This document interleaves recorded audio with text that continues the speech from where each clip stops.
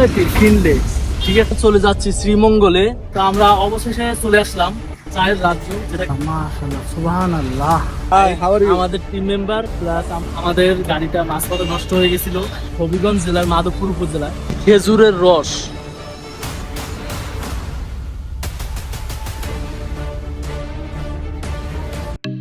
Hello বন্ধুরা, আজকে আমরা চলে যাচ্ছি শ্রীমঙ্গলে। তা আমাদের ব্লগে আজকে যা যা থাকতেছে শ্রীমঙ্গলের ঐতিহাসিক বিষয়গুলো আজকে আমরা তুলে ধরবো, আমাদের সঙ্গেই থাকুন। তো বন্ধুরা, আমরা সকাল সকাল চলে যাচ্ছি শ্রীমঙ্গলে শুধুমাত্র 1 কাপ চা খাওয়ার জন্য। দাদা, 1 কাপ চা হবে নাকি? তো পিছনে যে দেখতেছেন আমার প্রডিউসার প্লাস অভিনেতা দাদা, কিন্তু খুব ভালো অভিনয় করে। আপনারা আগে পরে দেখছেন, এখন থেকে আমাদের নিউজ চ্যানেলটা ওইখানে দেখতে পারবেন। তো দাদাই আমাকে বললো চলো আমরা শুটিং এর জন্য একটা সুন্দর স্পট দেখে আসি। তা আসলে শুটিং এর লোকেশন সিলেক্ট করার আগে ওইখানে পারমিশন নেওয়া লাগে, কথা বলা লাগে। তো সে কারণে আমরা যাচ্ছি, আর একটা বিজনেস পারপাসের কাজের জন্য যাচ্ছি শ্রীমঙ্গলে। তো হুট করে আমাকে গতকাল রাত্রে বললো যে আমরা সকালে যাব। তো আমরা সে অনুযায়ী তার কথা মতো সকালে রেডি হয়ে গেলাম। আমাদের সাদ্দাম ভাই কার ড্রাইভার, তো সেওর চলে আসলো। আমরা সবাই এখন রেডি হয়ে চলে যাচ্ছি। আমাদের মূল টার্গেট হচ্ছে চা খাওয়াটা, তার পাশাপাশি কাজ করবে। তো আমাদের সঙ্গেই থাকুন, এবং শ্রীমঙ্গলের যত ঐতিহাসিক বিষয়গুলো সেগুলো এই ব্লগের ভিতর পাবেন। আর শ্রীমঙ্গলের যে নামকরা চা বাগানটা, ওইখানে আমরা যাচ্ছি। তো ফুলফিল ভাবে ঘুরিয়ে ফুরিয়ে দেখাবো, সবকিছুই থাকছে এই একটি ব্লগের ভিতর। আপনারা আরো জানতে পারবেন কিভাবে ঢাকা থেকে শ্রীমঙ্গল আসবেন। আর ঢাকা থেকে যারা আসবেন তারা সায়দাবাদ, কলাবাগান, তাহলে ওইখান থেকে একটা গাড়িতে উঠলে সরাসরি শ্রীমঙ্গলে, মৌলভীবাজার শ্রীমঙ্গলের গাড়ি ওইখান থেকে পাওয়া যায়। হয়তো গাড়ি ভাড়া 700 বা 800 টাকা নিতে পারে non AC business class seat. আর এসিটা হয়তো 1000, 1200, 1500 এরকম।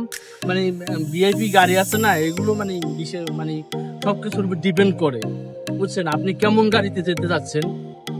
আমরা এখন নেমে গেলাম। আমাদের টিম মেম্বার প্লাস আমাদের গাড়ির ড্রাইভটা সেও করে, সে ভালো গাড়ি চালায়। সামনে আমিও শিখে যাব। আমরা চলে আসলাম।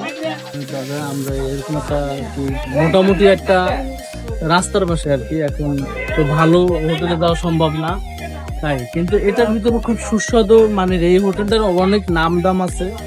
আপনারা দেখতেই পাচ্ছেন লোকটি কত দ্রুত করে আমাদের জন্য পরোটা বানিয়ে দিচ্ছে। আর এই আমাদের সকালের নাস্তা, পরোটা, ডাল, ডিম ভাজি।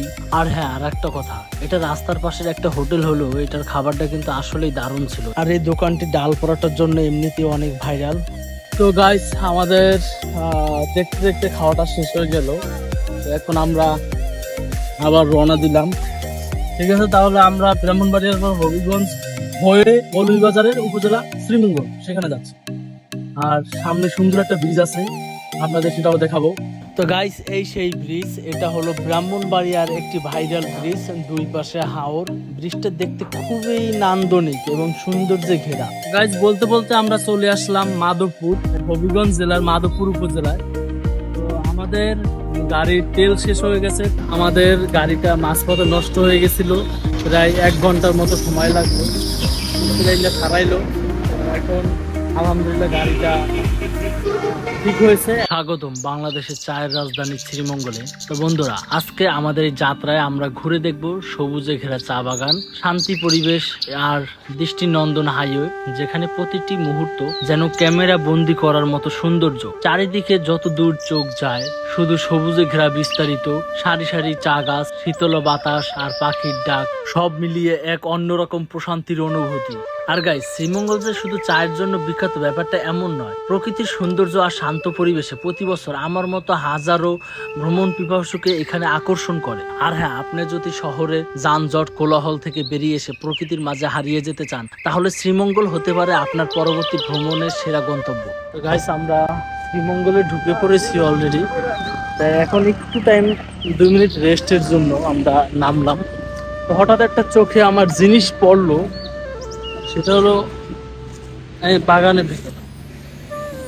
থাকুন, এই যে গাছগুলো দেখতে পাচ্ছেন, এই যে গাছগুলো, আপনারা এই যে একটা জিনিস দেখছেন, আমরা যারা গ্রামে আপনার খেজুরের রস সংগ্রহ করি, গাছে এরকম নুলি দেওয়া হয়, তারপরে এরকম টব দেওয়া হয়। তো এইটা গাছটার নাম এই মুহূর্তে আমার জানা নাই, এটা আমি খোঁজ করে জেনে নিব। এই গাছটার নাম আমার জানা নাই, কিন্তু এই গাছটার কারণে এই যে যে সাদা জিনিসটা দেখতেছেন, এটা হলো কষ। কেমন, এই কষটা সংগ্রহ করে বিভিন্ন ধরনের ঘাম আঠা তৈরি করা হয়। দাদা একটু আর কি রেস্ট নেওয়ার জন্য বের হইলো এই আর কি। তা আপনারা আমাদের সঙ্গেই থাকুন। তো বন্ধুরা, আমরা গন্তব্যে পৌঁছানোর জন্য আবারও গাড়িতে উঠে বসলাম। এখন সরাসরি চলে যাব চায়ের বাগানে। তো হ্যালো গাইস, তো আমরা অবশেষে চলে আসলাম চায়ের রাজ্য, যেটাকে চায়ের রাজধানী বলা হয়, এই সেই শ্রীমঙ্গলের চা বাগান। আর দাদা তো সাথে অলওয়েজ আছে, আমরা যেখানে যাই সেখানে আছি। তা আমরা আর একটু ঘুরে ঘুরে দেখাই, আপনাদেরকে দেখাবো। দাদা, আমরা আর একটু ভিতরে চলি, বা আমরা এই উপরের সাইডটা চলি। তো গাইস, আপনারা দেখতে থাকুন। ওকে ওকে ওকে গাইস, দেখেন আমি পাহাড়ে উঠে যাচ্ছি। এই সেই আপনার একটা কোম্পানি, মানে এই চার যে বাগানের নামটা, এই সেই নাম ফিনলে, ঠিক আছে, হলো ফিনলেটি। গাইস, দেখুন আমরা আসলে মানে আল্লাহর যে সৃষ্টি কতটা সৌন্দর্য, এটা না শ্রীমঙ্গল, সাজেক এইসব জায়গায় না গেলে বুঝবেন না। মাশাআল্লাহ মাশাআল্লাহ, সুবহানাল্লাহ, এত সুন্দর মনোমুগ্ধকর একটা পরিবেশ।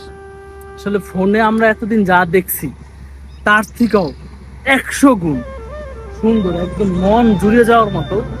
আর এখানে আপনার যদি বন্ধু বান্ধবী বা একটা টিম করে ঘুরতে আসেন, অন্য লেভেলের ভাই আনন্দ করতে পারবেন। কখনো কখনো শহরের কোলাহল থেকে দূরে এমন সবুজের মাঝে নিজেকে খুঁজে পাওয়া যায়, আর সেই অনুভূতিটাই আজ আপনাদের সঙ্গে শেয়ার করছি। দেখুন তো, যতদূর চোখ যায় শুধু সবুজে। শ্রীমঙ্গলে এই অপরূপ সৌন্দর্য চায়ের বাগানে সত্যি মন ছুঁয়ে যায়। তো বন্ধুরা, এখন আমি আর একটা চায়ের কোম্পানিতে চলে এসেছি। এখানে বিভিন্ন ধরনের চা পাতা পাওয়া যায়, এগুলো বিদেশে বিক্রি করা হয়, আর এগুলোর কেজি আপনার 800 টাকা, 1000 টাকা এরকম, খুব দামি হওয়ার কারণে বাংলাদেশে এগুলো সবাই কিনে খায় না। আর বাংলাদেশে আমরা অ্যাভেলেবেল বাজার ঘাটে যা কিনে খাই ওটা খুব নর্মাল বা লোকাল চা পাতা, বিভিন্ন কোম্পানির নামে যেগুলো চলে।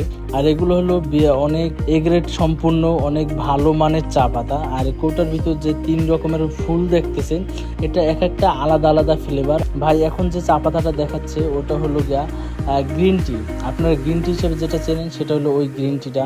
আর গাইস, হ্যাঁ, আমি অনলাইনে নিজে বিজনেস দিব এই চা পাতা নিয়ে। তো আপনারা অনলাইনে আমার কাছ থেকে নিতে পারবেন। এগুলো বাহিরে যেগুলো ইনপুট করা হয় সেগুলো এর নাম্বার 1 এগ্রেড সম্পূর্ণ চা পাতা একমাত্র আমার কাছেই পেয়ে যাবেন। আর কিছুদিনের ভিতরে আমি এগুলো সেল দেওয়া ধরবো, আপনারা তখন অর্ডার করবেন। তো গাইস, আজকে এই পর্যন্ত। আমাদের এখন বাজারে যে উদ্দেশ্যে আসছি, শ্রীমঙ্গল বাজারে চায়ের যে গোডাউন, সেখানে আমরা পরিদর্শন করলাম, সবকিছু দেখলাম, ভালো মন্দ যাচাই করলাম।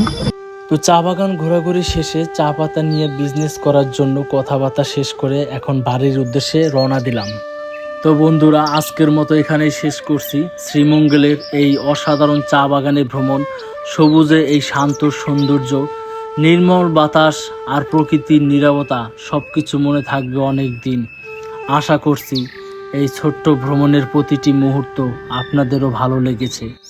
ভিডিওটি ভালো লাগলে একটি লাইক দিন, আর আপনার মতামত কমেন্টে জানিয়ে দিন।